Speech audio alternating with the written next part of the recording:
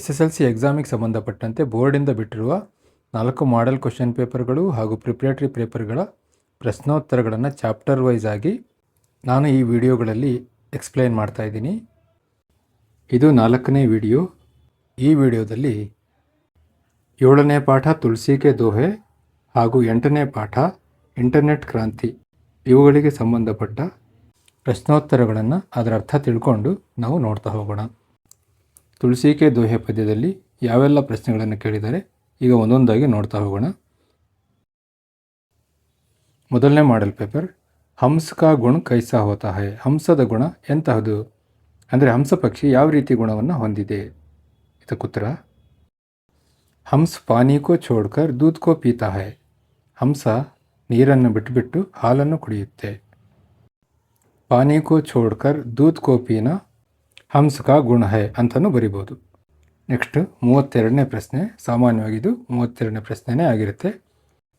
ನಿಮ್ನಲಿಖಿತ್ ದೋಹೆ ಕಾ ಭಾವಾರ್ಥ ಅಪನೇ ಶಬ್ದೋ ಮೇ ಲಿಖಿಯೇ. ಕೆಳಗಿನ ದೋಹೆಗೆ ಭಾವಾರ್ಥವನ್ನು ನಿಮ್ಮದೇ ಆದ ಶಬ್ದಗಳಲ್ಲಿ ಬರೆಯಿರಿ. ದಯಾ ಧರ್ಮ ಕಾ ಮೂಲ ಹೈ, ಪಾಪ ಮೂಲ ಅಭಿಮಾನ್. ತುಳಸಿ ದಯಾನ ಛಾಂಡಿಯೇ, ಜಬ್ ಲಗ್ ಘಟ್ ಮೇ ಪ್ರಾಣ. ಈ ದೋಹೆಯ ಭಾವಾರ್ಥವನ್ನು ತಿಳಿಸಬೇಕು. ಇದರಲ್ಲಿ ತುಳಸಿದಾಸರು ಹೇಳೋದೇನೆಂದರೆ, ದಯೆಯೇ ಧರ್ಮದ ಮೂಲವಾಗಿದೆ, ಪಾಪದ ಮೂಲ ಅಹಂಕಾರವಾಗಿದೆ. ಆದ್ದರಿಂದ ದಯೆಯನ್ನು ಯಾವ ಕಾರಣಕ್ಕೂ ಬಿಡಬಾರದು. ಎಲ್ಲಿ ತನಕ ಅಂದರೆ ನಮ್ಮ ಶರೀರದಲ್ಲಿ ಪ್ರಾಣವಿರುವ ತನಕ. ಪ್ರಸ್ತುತ ದೋಹೆ ಮೇ ತುಳಸಿದಾಸ್ ಜಿ ಕಹತೆ ಹೈ ಕಿ ದಯಾ ಧರ್ಮ ಕಾ ಮೂಲ ಹೈ. ಈ ದೋಹೆಯಲ್ಲಿ ತುಳಸಿದಾಸರು ದಯೆಯೇ ಧರ್ಮದ ಮೂಲ ಅಂತ ಹೇಳ್ತಾರೆ. ಅವ್ರ ಅಭಿಮಾನ್ ಪಾಪ ಕಾ ಅಂದರೆ ಅಭಿಮಾನ ಅಂದರೆ ಇಲ್ಲಿ ಅಹಂಕಾರ ಪಾಪದ ಮೂಲ. ಇಸ್ಲಿಯೇ ಅದಕ್ಕೋಸ್ಕರ ಜಬ್ ತಕ್ ಶರೀರ ಮೇ ಪ್ರಾಣ ಹೈ, ಎಲ್ಲಿ ತನಕ ಶರೀರದಲ್ಲಿ ಪ್ರಾಣ ಇದೆಯೋ ತಬ್ ತಕ್ ಮಾನವಕ್ಕೂ ಅಪನ ಅಭಿಮಾನ್ ಛೋಡ್ಕರ್, ಅಲ್ಲಿಯ ತನಕ ಮನುಷ್ಯ ತನ್ನ ಅಹಂಕಾರವನ್ನು ಬಿಟ್ಟು ದಯಾಳು ಬನೆ ರೆಹನಾ ಚಾಹಿಯೇ, ಅವನು ದಯಾಳುವಾಗಿರಬೇಕು. ಸೆಕೆಂಡ್ ಮಾಡೆಲ್ ಪೇಪರ್, ಮುಖಿಯಾ ಕಾ ಗುಣ ಮುಖಕ್ಕೆ ಸಮಾನ್ ಅಂದರೆ ನಾಯಕನ ಗುಣ ಬಾಯಿಯಂತೆ. ಸಂತ ಕಾ ಗುಣ ಅಂದರೆ ಸಂತರ ಗುಣ. ಉತ್ತರ, ಹಂಸಕ್ಕೆ ಸಮಾನ್, ಹಂಸದಂತೆ, ಹಂಸ ಪಕ್ಷಿಯಂತೆ.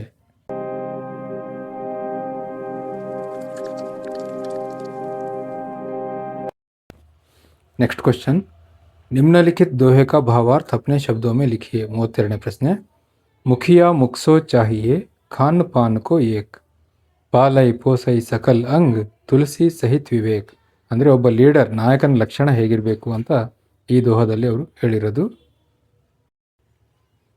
ತುಳಸಿದಾಸ್ ಮುಖ और ಮುಖಿಯಾ ಕೆ ಸ್ವಭಾವ ಕಿ ಸಮಾನತಾ ಬತಾತೆ ಹುए कहते हैं कि ತುಳಸಿದಾಸರು ಬಾಯಿ ಮತ್ತು ಒಬ್ಬ ನಾಯಕ ಇವರಿಬ್ಬರನ್ನು ಹೋಲಿಸ್ತಾ ಏನು ಹೇಳ್ತಾರೆ ಅಂದರೆ, ಮುಖಿಯಾಕೋ ಮೂಕೆ ಸಮಾನ್ ಹೋನಾ ಚಾಹಿಯೇ. ಒಬ್ಬ ನಾಯಕನಾದವನು ಬಾಯಿಯಂತೆ ಇರಬೇಕು.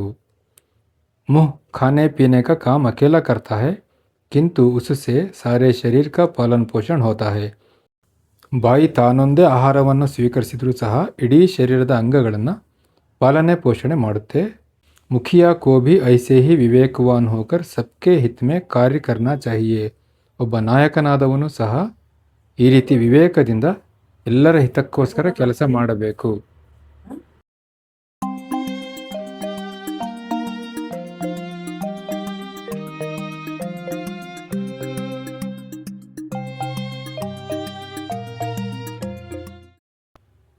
ಮಾಡೆಲ್ ಪೇಪರ್ 3, ಮುಖಿಯಾ ಕೋ ಕಿಸ್ಕೆ ಸಮಾನ್ ಹೋನಾ ಚಾಹಿಯೇ. ನಾಯಕನು ಹೇಗೆ ಇರಬೇಕು. ಉತ್ತರ, ಮುಖಿಯಾ ಕೋ ಮುಹಕ್ಕೆ ಸಮಾನ್ ಹೋನಾ ಚಾಹಿಯೇ. ಅವನು ಬಾಯಿಯಂತೆ ಇರಬೇಕು. ನೆಕ್ಸ್ಟ್ ಕ್ವಶನ್, ಭಾವಾರ್ಥ ನಿಮ್ನಲಿಖಿತ್ ದೋಹೆ ಕಾ ಭಾವಾರ್ಥ ಅಪನೆ ಶಬ್ದೋ ಮೇ ಲಿಖಿಯೇ. 32ನೇ ಪ್ರಶ್ನೆ ಇದು. ರಾಮ್ ನಾಮ್ ಮನಿ ದೀಪ್ ಧರು ಜೀಹ ದೇಹರಿ ದ್ವಾರ್. ತುಳಸಿ ಭೀತರ್ ಬಾಹಿರೌ ಚೋ ಚಾಹಸಿ ಉಜಿಯಾರ್. ರಾಮನಾಮದ ಮಹಿಮೆಯನ್ನು ತುಳಸಿದಾಸರು ಈ ದೋಹದಲ್ಲಿ ಹೇಳ್ತಾ ಇದ್ದಾರೆ. ಪ್ರಸ್ತುತ ದೋಹೆ ಮೇ ತುಳಸಿದಾಸ್ ಜಿ ಕಹತೆ ಹೈ ಕಿ जिस तरह देहरी पर दिया रखने से घर के भीतर तथा आंगन में प्रकाश फैलता है, उसी तरह राम नाम जपने से मानव की आंतरिक और बाह्य शुद्धि होती है. ಈ ದೋಹದಲ್ಲಿ ತುಳಸಿದಾಸರು ಹೇಳೋದೇನೆಂದರೆ, ಯಾವ ರೀತಿ ಒಂದು ದೀಪವನ್ನು ಮನೆಯ ಹೊಸ್ತಿಲಿನ ಮೇಲಿಟ್ಟರೆ ಮನೆಯ ಒಳಗೆ ಮತ್ತು ಹೊರಗೆ ಬೆಳಕು ಕೊಡುತ್ತೋ, ಅದೇ ರೀತಿ ರಾಮನಾಮ ಅನ್ನುವ ಒಂದು ದೀಪವನ್ನು ನಮ್ಮ ನಾಲಿಗೆಯಲ್ಲಿ ಧರಿಸಿದರೆ ಅದು ನಮ್ಮ ಒಳಗೆ ಮತ್ತು ಹೊರಗೆ, ಅಂತರಂಗ ಮತ್ತು ಬಹಿರಂಗ ಎರಡನ್ನೂ ಬೆಳಗುತ್ತೆ ಅಂತ, ಎರಡನ್ನೂ ಶುದ್ಧಿ ಮಾಡುತ್ತೆ. ಮಾಡಲ್ ಕ್ವಶನ್ ಪೇಪರ್ 4 ದಯಾ ಕಿಸ್ಕಾ ಮೂಲ ಹೈ ದಯೆ ಯಾವುದರ ಮೂಲ ಉತ್ತರ ದಯಾ ಧರ್ಮ ಕಾ ಮೂಲ ಹೈ ದಯೆ ಧರ್ಮದ ಮೂಲ 32ನೇ ಪ್ರಶ್ನೆ ಭಾವಾರ್ಥ ಇದರಲ್ಲೂ ಸಹ ರಾಮನಾಮ್ ಮನಿ ದೀಪ್ಧರು ಆ ದೋಹಾವನ್ನು ಕೇಳಿರೋದ್ರಿಂದ ಹಿಂದಿನ ಕ್ಲಿಪ್ಪನ್ನೇ ಮತ್ತೆ ನೋಡ್ಕೋಬೋದು.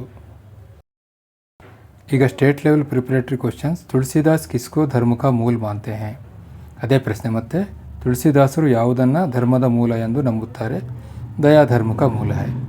नेक्स्ट क्वेश्चन निम्नलिखित दोहे का भावार्थ अपने शब्दों में लिखिए. मुखिया मुखसो चाहिए खान पान को एक पालई पोसई सकल अंग तुलसी सहित विवेक.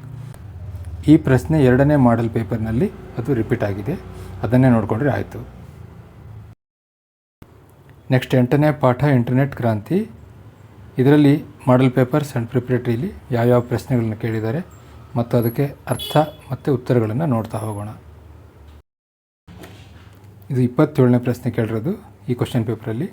सोशल नेटवर्किंग साइटों के कारण समाज पर क्या प्रभाव पड़ा है समझाइए. ಸೋಷಿಯಲ್ ನೆಟ್ವರ್ಕಿಂಗ್ ಸೈಟ್ಗಳ ಕಾರಣದಿಂದಾಗಿ ಸಮಾಜದ ಮೇಲೆ ಯಾವ ರೀತಿಯ ಪ್ರಭಾವವಾಗಿದೆ ತಿಳಿಸಿರಿ ಅಂತ ಕೇಳಿದ್ದಾರೆ. उत्तर सोशल नेटवर्किंग ने पूरी दुनिया को एक जगह लाकर खड़ा कर दिया है. ಸೋಷಿಯಲ್ ನೆಟ್ವರ್ಕಿಂಗ್ ಅನ್ನೋದು ಇಡೀ ಜಗತ್ತನ್ನು ಒಂದೇ ವೇದಿಕೆಗೆ ತಂದು ನಿಲ್ಲಿಸಿದೆ. ಫೇಸ್ಬುಕ್, ಆರ್ಕುಟ್, ಟ್ವಿಟರ್, ಲಿಂಕ್ಡ್ಇನ್ ಆದಿ ಸೋಷಿಯಲ್ ನೆಟ್ವರ್ಕಿಂಗ್ ಸೈಟ್ಸ್ हैं.